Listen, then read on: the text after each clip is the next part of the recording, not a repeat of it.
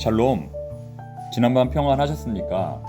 오늘은 2023년 12월 7일 목요일입니다.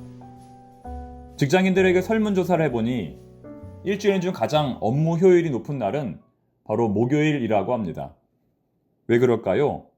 하루만 더 일하면 금요일, 주말이기 때문입니다. 여러분들은 어떠신가요? 오늘 하루 즐거운 목요일, 주 안에서 더욱 행복하고 기분 좋은 날 되시기를 바랍니다. 오늘은 특별히 나는 나무에게 인생을 배웠다 라는 책의 일부분을 읽어드리는 것으로 새벽 말씀 묵상을 시작하겠습니다. 생각해보면 아직 오지도 않은 미래 때문에 현재를 희생하는 건 오직 인간뿐이다. 더 큰 문제는 선택 앞에서 지레 겁을 먹고 고민만 하다가 아무것도 못하는 것이다. 미래를 걱정하느라 오늘을 희생하는 자신을 발견한다면 한 번쯤 산에 올라가 소나무를 자세히 살펴보기 바란다. 나무는 늘 변함없이 자리를 지키고 있는 것처럼 보이지만 사실 주변 환경의 변화에 가장 민감한 생명체다. 움직일 수 없는 탓에 주변의 작은 변화에도 재빨리 대응해야 한다. 마치 배가 항해에 방해가 되는 장애물을 발견하면 그 즉시 방향을 전환하는 것처럼 나무는 주변의 상태에 따라 미련 없이 방향을 바꾼다. 오늘 하루가 인생의 전부인 듯 살아간다. 하긴 결과를 예측해 본들 무슨 소용이 있으랴. 미래의 어떤 상황이 펼쳐질지는 아무도 모른다. 천수천형이라는 말이 있다. 1000가지 나무에 1000가지 모양이 있다는 뜻이다. 우리 인생에 정답이 없다는 말로 해석할 수 있다.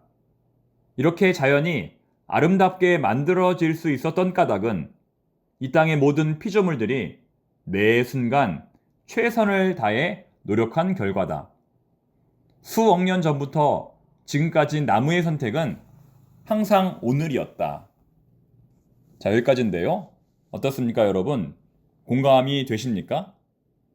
오늘의 삶에 최선을 다하는 것이 얼마나 중요한지, 내일의 걱정은 잠시 내려놓는 것이 얼마나 중요한지, 다른 사람들에게 휘둘리지 말고 자기의 소신대로 살아가는 것이 얼마나 중요한지 알려주는 글이라고 생각됩니다.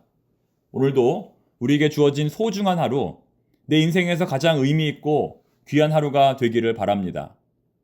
오늘 설교의 제목은 하나님의 옷장을 열어보니입니다. 하나님의 옷장을 열어보니. 어제의 내용이 그리스도인의 윤리 가운데 버려야 할 행동들에 관한 내용이라면 오늘은 그리스도인의 윤리 가운데 취해야 할 행동들이라고 할 수 있습니다. 우리가 주님을 닮아가려면 무엇을 버려야 하고 우리가 주님을 닮아가려면 무엇을 취해야 하는지 교훈하고 있다는 것입니다. 이것을 옷장으로 비유하면 버려야 할 옷이 있고 취해야 할 옷이 있다는 것이죠. 그렇다면 우리 하나님의 옷장에는 어떤 옷이 들어있을까요? 하나님께서 우리에게 원하시는 옷은 어떤 옷일까요? 첫 번째는 용서의 옷, 용서의 옷입니다. 13절, 14절 읽어보겠습니다. 누가 누구에게 불만이 있거든 서로 용납하여 피차 용서하되 주께서 너희를 용서하신 것 같이 너희도 그리하고 이 모든 것 위에 사랑을 더하라. 이는 온전하게 매는 띠니라. 용서는 기독교의 상징입니다. 우리 예수님께서 가장 강조하신 것이 바로 용서입니다.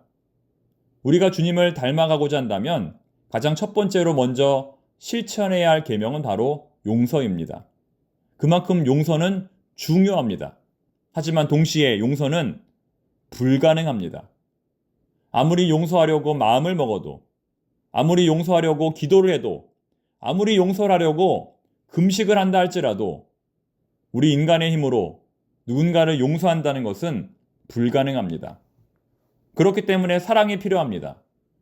이 모든 것 위에 사랑을 더하라. 이는 온전하게 매는 띠니라. 지금 우리가 용서해야 할 사람은 누가 있을까요? 지금 우리가 용납해야 할 사람은 누가 있을까요? 여러분의 옷장에 이 사랑과 용서의 옷이 걸려 있기를 바랍니다. 두 번째, 감사의 옷입니다. 두 번째, 감사의 옷. 15절 말씀입니다. 그리스도의 평강이 너희 마음을 주장하게 하라. 너희는 평강을 위하여 한 몸으로 부르심을 받았나니 너희는 또한 감사하는 자가 되라. 감사는 행복과 동의어입니다. 인간은 감사할 때 행복하고 행복할 때 감사합니다. 다시 말해 같은 상황이라 할지라도 감사를 더 많이 하는 사람이 더 큰 행복감을 느낀다는 것입니다. 예전에 어느 목사님께서 아버지 학교 세미나를 다녀오신 후 간증하는 것을 들은 적이 있습니다. 아버지 학교에 다녀오신 분들은 아시겠지만 거기서 숙제로 아내에 대한 감사 제목을 20가지 적는 시간이 있었는데 처음에는 정말 고민이 많이 되었다고 합니다. 아무리 생각해도 별로 적을 것이 없어 정말 고민이 많이 되었다고 합니다. 하지만 숙제를 하기 위해 억지로라도 적다 보니 아내에 대한 고마움을 깨닫게 되고 그래서 많은 눈물이 나고 감사로 충만해졌다는 것입니다. 부부간의 관계가 더 좋아졌다는 것입니다. 이렇게 볼 때 감사도 어느 정도의 노력이 필요한 것 같습니다. 저절로 되지 않는다는 것이죠. 바쁜 일정 중에라도 찬찬히 앉아서 가족의 소중함에 대해서 깊이 생각해 본다면 우리의 삶은 더욱 감사로 풍성한 삶이 될 것입니다. 이제 마지막 세 번째 옷입니다. 세 번째 옷은 말씀의 옷입니다. 16절 말씀. 그리스도의 말씀이 너희 속에 풍성히 거하여 모든 지혜로 피차 가르치며 권면하고 시와 찬송과 신령한 노래를 부르며 감사하는 마음으로 하나님을 찬양하고. 이 말씀은 저의 목회의 비전을 담고 있는 소중한 말씀입니다. 저는 청년 사역을 할 때 이 말씀을 주제로 하여 목회를 했습니다. 그리스도의 말씀이 너희 속에 풍성히 거하여. 그리스도의 말씀이 너희 속에 풍성히 거하여. 교회의 이상적인 모습입니다. 제가 꿈꾸는 교회는 대형 교회가 아닙니다. 1000명, 10,000명 모이는 교회로 청파동 교회를 부흥시키는 것이 제 목회 비전이 아니라, 물론 그런 능력도 없지만 그리스도의 말씀이 풍성한 공동체로, 하나님의 말씀이 풍성한 공동체로 우리 청파동 교회를 만드는 것이 제 목회의 비전입니다. 우리 교회를 이끌어가는 것이 세상적인 가치관이 아니라 하나님의 말씀이어야 한다는 것입니다. 숫자적인 부흥, 재정의 부흥이 부흥이 아니라 말씀의 부흥이 진정한 부흥이라는 것이죠. 목사가 자기가 원하는 가치관을 세우고 거기에 맞는 성경 구절을 대입시킴으로써 자기의 뜻이 하나님의 뜻인 것처럼 포장하는 것이 아니라 그것이 무엇이든 성경을 통하여 말씀하시는 하나님의 뜻대로 나아가는 것이 진정한 목회라는 것입니다. 그러므로 이 비전은 사람의 눈에 보이지 않습니다.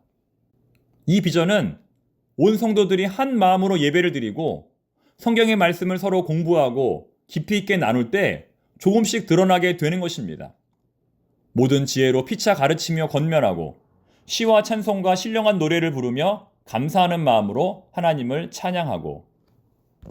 다시 말해 지금 우리가 해야 할 일은 하나님의 말씀에 충만함으로 하나님께서 우리 각자에게 원하시는 것이 무엇인지, 하나님께서 우리 공동체에 원하시는 것이 무엇인지 분별하는 것입니다. 내 뜻이 아니라, 내 소망이 아니라 하나님의 뜻에 관심을 기울이는 것입니다.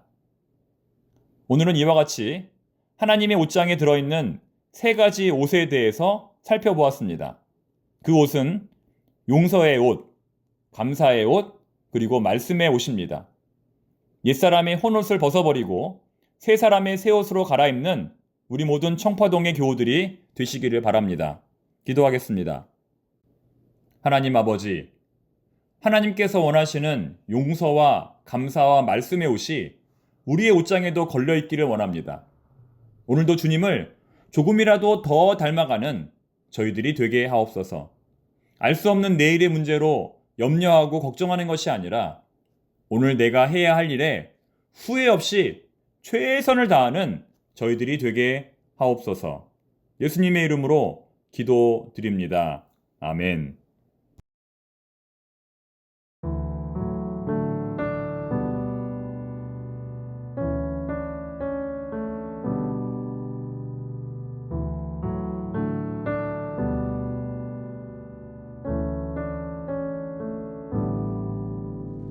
하나님 사랑 변치 않는다.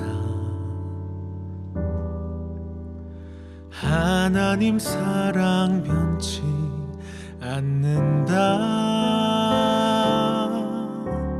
세상 다 변하고 날 버린다 해도 하나님 사랑 변치 않는다.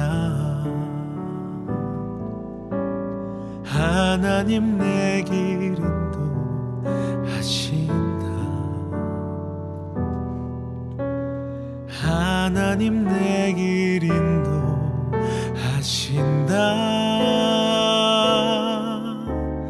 나의 가는 길 다 주님께 있으니 하나님 내 길 인도하신다.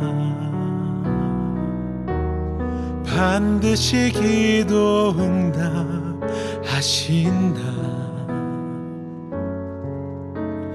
반드시 기도 응답하신다. 때론 나의 뜻과 다른 길이라도 반드시 기도 응답하신다.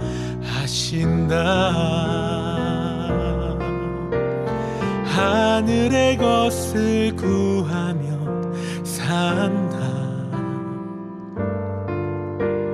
하늘의 것을 구하면 산다.